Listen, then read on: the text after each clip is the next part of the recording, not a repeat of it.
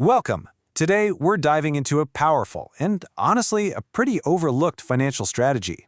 We're going to break down why holding actual, physical cash, specifically foreign currency, might just be one of the smartest moves you can make for your financial security. Okay, so let's just jump right in with a big question. Think about everything you have, your stocks, your retirement accounts, the money in your bank. What's protecting all of it? I mean, what's your absolute final backstop when the systems we rely on every single day are pushed to their limit? I want you to really picture this for a second. You pull up your banking app and you see the balance. It's all there, but you can't get to it. You can't transfer it. You can't withdraw it. Those digits on the screen, they're just numbers. Suddenly, they're not money anymore. And believe me, this isn't some sci-fi plot. It's a real risk in our totally digital world.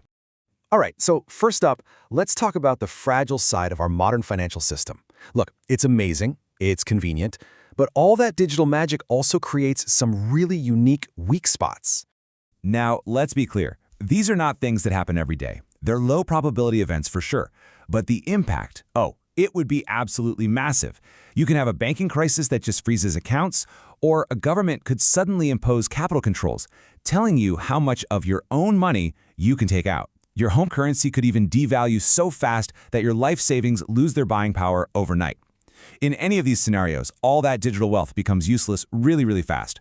So what do you do? How do you possibly build a shield against these kinds of digital threats?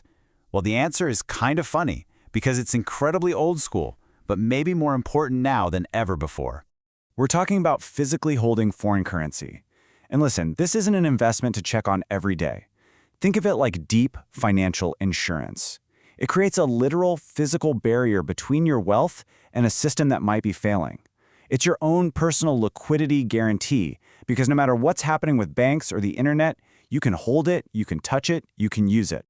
This slide is so important because it's all about a shift in mindset. You're not trying to make a profit here. The goal isn't growth, it's survival. You're not focused on the rate of return, you're focused on having immediate access to cash if everything goes sideways. That tiny bit of interest you lose by not having it in a bank, well, think of that as your insurance premium. You're paying a very small price to protect yourself from a total system collapse. Okay, so the theory makes sense, right? But what does this look like in the real world? Let's get practical and talk about how you can actually build this into your own strategy. So how much are we actually talking about? A really good rule of thumb is to have enough physical, foreign cash to cover 3 to 6 months of your family's essential living costs. We're talking about food, a roof over your head, the absolute basics. That gives you a serious runway to figure things out during a crisis. And what kind of currencies should you get? Well, you want to stick with the big ones, the stable, global reserve currencies. Think US dollars, euros, maybe Japanese yen. Why? Because they're accepted almost everywhere on the planet, and they're super easy to exchange. They're liquid, and that's the name of the game here.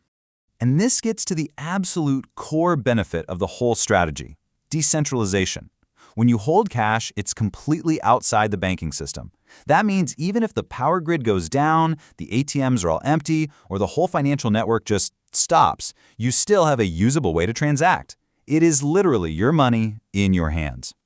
Now, of course, taking physical possession of your money comes with a whole new set of responsibilities. It's not like having it tucked away in a bank account. You're in charge now. Yeah, so this is definitely not a set it and forget it kind of thing. First, you've got to store it securely. You need to protect it from things like fire and water damage. Second, and a lot of people miss this one, you have to keep an eye on banknote updates. Seriously, if a country issues new bills and phases out the old ones, your stash could become worthless. And third, keep it in perspective. This should be a small, sensible part of your total assets, not the whole thing. It's your foundation, your buffer. So let's wrap this up by looking at what makes this strategy so elegant. It's that this isn't just some doomsday prep that sits in a box. It's actually a dual-purpose asset. This quote just says it all, doesn't it? In normal times, day to day, this pile of cash is just a super convenient travel fund. You're going on a trip? Great. Grab what you need. No terrible airport exchange rates. But if turmoil hits, that same pile of cash instantly becomes your most important asset. It's your lifeline. It's your last line of defense. At the end of the day, that's what this is. It's the ultimate buffer. It's that final cushion that makes your entire financial plan more resilient, more able to withstand whatever shocks the world throws at it. It's not about being a pessimist, it's about being prepared, which really just leaves one last question you have to ask yourself. Is your plan truly complete without it?